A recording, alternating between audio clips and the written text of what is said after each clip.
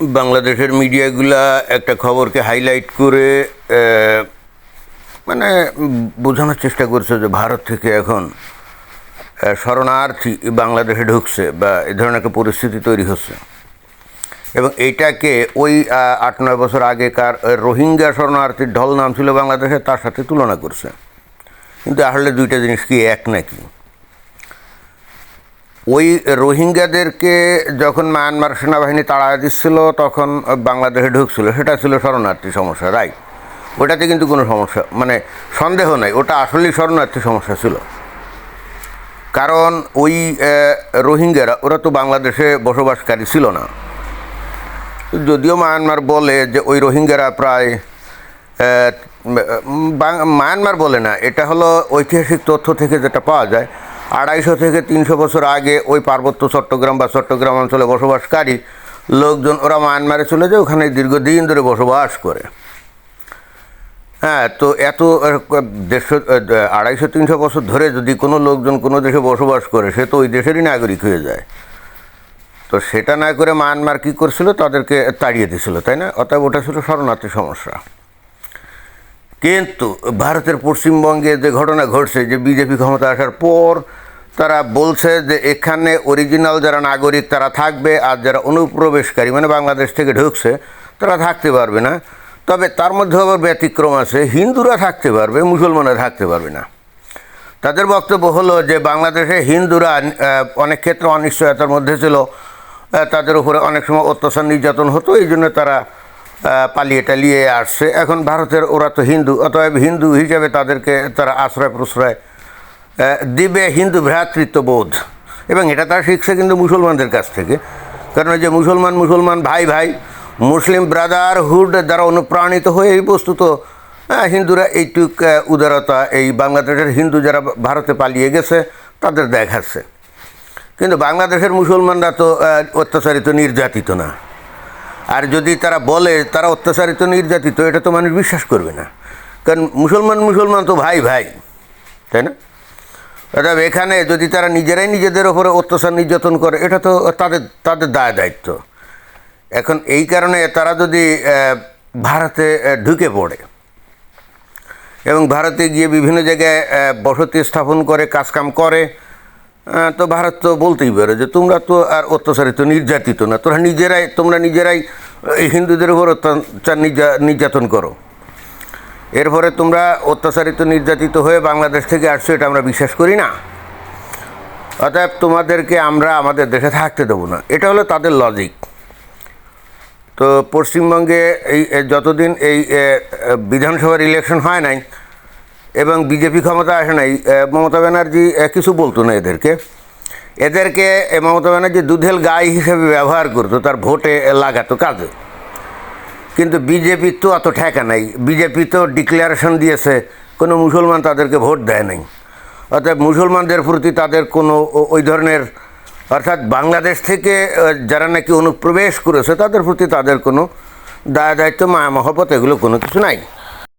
অতএব পশ্চিমবঙ্গ সরকার তাদেরকে অপশন দিয়েছে যে তোমরা স্বেচ্ছায় তোমাদের দেশে ফিরে যাও। তো এখন এই লোকজন এরা নাকি ওই যে ভারতের কিছু সীমানা অঞ্চলে মানে সীমান্ত চেকপোস্টে এসে ভিড় জমিয়েছে এবং তাদের সাথে যখন সাংবাদিকরা কথাবার্তা বলছে যে আপনারা আসলে কোন দেশের নাগরিক, তারা কিন্তু অকপটে বলছে আমরা বাংলাদেশের নাগরিক, আমরা 5 বছর বা 7 বছর এমনকি 10-15 বছর আগে আমরা আসছিলাম, আমাদের এই ধরনের কাগজপত্র তেমন কিছু নাই। আর একটা লোক কোন দেশে মানে ধরো দেখ ভারতে পুলিশ কাউকে ধরলো, এখন সে যে অরিজিনালি কোন দেশের নাগরিক, সে অরিজিনালি ভারতের নাগরিক নাকি অনুপ্রবেশকারী, এইটা বের করা তো বেশিক্ষণ আজকের এই ডিজিটাল যুগে এটা তো খুবই ইজি একটা ব্যাপার, তাই না? যেখানে প্রত্যেকটা নাগরিকের পরিচয়পত্র আছে, আরও নানা রকম ডিজিটাল সিস্টেম আছে। যেমন আমরা বাংলাদেশে যখন এই পরিচয়পত্র তৈরি করছি আজকে থেকে আরও সে 15-20 বছর আগে, তো আমাদের সে বায়োমেট্রিক ডাটা এগুলো সব আছে না? আছে তো। অতএব আমার যদি সমস্ত কাগজপত্র হারিয়েও যায় তাহলেও কিন্তু আমার বায়োমেট্রিক মানে হাতের ছাপ চোখের ছাপ নিয়ে কিন্তু খুব ইজিলি নির্ধারণ করা সম্ভব যে আমি আসলে বাংলাদেশের নাগরিক কিনা, রাইট? তো এখন এই যে ভারতে এই যে সীমানা অঞ্চলে যে সমস্ত মুসলমানরা এসে জড়ো হচ্ছে, তারা নিজেরাই স্বীকার করছে যে আমরা বাংলাদেশ থেকে আসছিলাম, কাজ করতাম অমুক জায়গায় সমুক জায়গায়, এগুলো তারা বলছে। কিন্তু বিশ্বের সঙ্গে লক্ষ্য করলাম যে বাংলাদেশের টেলিভিশন চ্যানেলে কিছু লোকজন টক শোতে বলছে না না না ওরা ভারতীয়। আরে ভারত থেকে তো কোনো দিন কোনো অনুপ্রবেশকারী বাংলাদেশে আসে নাই। সেই 47 আর 65 সালে কিছু মুসলমান ভারত থেকে মানে পশ্চিমবঙ্গ থেকে আসছিল এই পর্যন্তই। এরপরে ভারত থেকে কোনো দিনও তো অনুপ্রবেশকারী ভারত থেকে ওই বাংলাদেশে ঢোকে নাই। বরং বাংলাদেশ থেকেই প্রতিনিয়ত অনুপ্রবেশকারী, তার সে হিন্দু হোক মুসলমান হোক, তারাই ভারতে ঢোকে। এবং এই কারণেই বস্তুত বিএসএফের কাছে গুলি খেয়ে এরাই মরে। এখন মাঝে মাঝে কিছু লোকজন দেখা যায় মানে বলার চেষ্টা করে যে বিএসএফ দ্বারা একটা মানুষ গুলিবিদ্ধ হলে বাংলাদেশের বিজেপি 2 জন মানুষকে গুলি করবে। তো বাংলাদেশের বিজেপি 2 জনকে গুলি করবে কিভাবে? ভারতের লোকজন তো বাংলাদেশে অনুপ্রবেশ করে না, তো গুলি দেবে কিভাবে? তো যেটা বলছিলাম যে রোহিঙ্গা শরণার্থী সমস্যা, আর এই যে ভারত থেকে এই যে যারা নাকি বাংলাদেশে ফেরত আসতে চাচ্ছে, ভাই এরা তো শরণার্থী না, এরা তো অরিজিনালি বাংলাদেশের নাগরিক। এরা ভারতে অবৈধভাবে বা হয়তো পাসপোর্ট নিয়ে ঢুকছিল কিন্তু আর ফেরে নেই, তাই না? তো এদেরকে যদি এখন ভারত সরকার বলে যে তোমরা তোমাদের দেশে ফিরে যাও, তারা এসে এখন যদি ওই সীমানা অঞ্চলে জড়ো হয়, চেকপোস্টে জড়ো হয়, তাহলে তো এটা তো শরণার্থী সমস্যা না।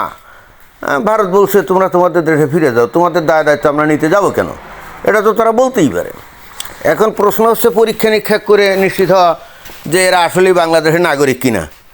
এটা তো 100% গ্যারান্টেড। ভারতের নাগরিক যদি এরা হতো তাহলে তো কোনোভাবেই এরা আসতো না, এরা চ্যালেঞ্জ করতো, তাই না? যে আমার কাছে এই যে আমার জমির কাগজ আছে, দলিল আছে, আমার পাসপোর্ট আছে, আমার আইডি কার্ড আছে, আমার প্যান কার্ড আছে, আধার কার্ড আছে, যে যে জিনিসগুলা। এখন আধার কার্ড আর প্যান কার্ড বা পাসপোর্ট এগুলো তো ভারতে অনেক সময় অবৈধভাবেও করা যায়। তো সেক্ষেত্রে একজন লোক যে ভারতীয় নাগরিক কিনা তার প্রমাণপত্র কি, তার বাপ দাদার নামে কোনো জমি জায়গা আছে কিনা, এটা না, কিছু না কিছু জমি তো থাকবে। একেবারে বাপ দাদা 14 পুরুষ থেকে যে ভূমিহীন তা তো না। তো যাই হোক, এখন ঘটনা যেটা দাঁড়িয়েছে, আসলে যেটা আমি বলতে চাচ্ছিলাম, অন্তর্বর্তীকালীন সরকারের আমল থেকেই যে বাংলাদেশ তো ভারতের সাথে লেজে খেলাচ্ছিল, হুমকি দিচ্ছিল, ধামকি দিচ্ছিল, শিলিগুড়ি করিডোর দখল করবে, 7 সিস্টার দখল করবে, ওই যে পাকিস্তানের তালে তাল দিয়ে, তাই না, চায়নার তালে তাল দিয়ে, আমেরিকার তালে তাল দিয়ে। তো এতদিন কিন্তু বাংলাদেশই হুমকি ধামকি দিচ্ছিল ভারতকে, আর ভারত কিন্তু কোনো কিছু বলতেছিল না, সংযম দেখাচ্ছিল। এবং এই যে তারেক রহমানের যে সরকার, তাকে সর্বতোভাবে সমর্থন দিবে বলে ভারত কিন্তু আশাবাদ ব্যক্ত করলো। তাদের কাজকর্ম দিয়ে আমরা সেটা বুঝলাম না। অর্থাৎ ভারত বলতে চাইলে যে অন্তর্বর্তীকালীন সরকার যে ধরনের আচরণ করছে, আশা করি বিএনপি সরকার সেটা করবে না এবং ভারতের সাথে বন্ধুসুলভ সম্পর্ক তৈরি করবে। কিন্তু ভারত বিশ্বের সঙ্গে লক্ষ্য করছে যে এই বিএনপি সরকার অর্থাৎ তারেক রহমানের সরকার অনেকটা ওই ইউনূস সাহেবের সরকারের মতোই ধারাবাহিকতা বজায় রাখছে। এখনও পাকিস্তানের সাথে দরম মহরম, চায়নার সাথে দরম মহরম করে ভারতের সর্বনাশ করার চেষ্টা করছে। ভারত কিন্তু মুখে কোনো কিছু না বলে কাজ দিয়ে এইবার বাংলাদেশের উপরে প্রেশার ক্রিয়েট করতে যাচ্ছে।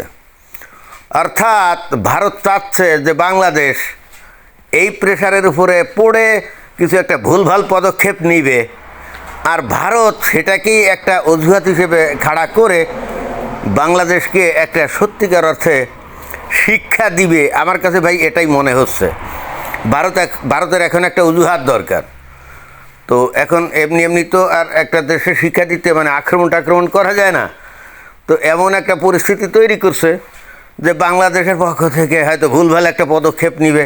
এবং অলরেডি আমরা দেখছি ওই বিজিবি আর বিএসএফ তাদের মধ্যে কিন্তু গুলিগুল্লা বিভিন্ন জায়গায় হচ্ছে, তাই না?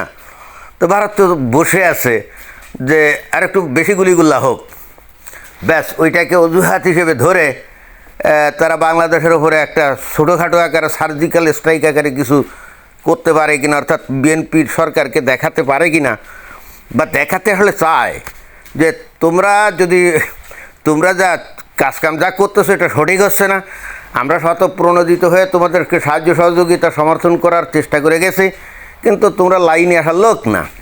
অর্থাৎ তোমরা যাতে লাইনে আসো, আমরা সেদিকে যাব। যেমন অনেকটা আমেরিকা আর ইসরায়েল মিলে ইরানের উপরে হামলে পড়ছে, তাই না? যেমন ওই গাজায় হামাসের উপরে হামলে পড়ছে ইসরায়েল, যেমন ইউক্রেনের উপরে রাশিয়া হামলে পড়ছে।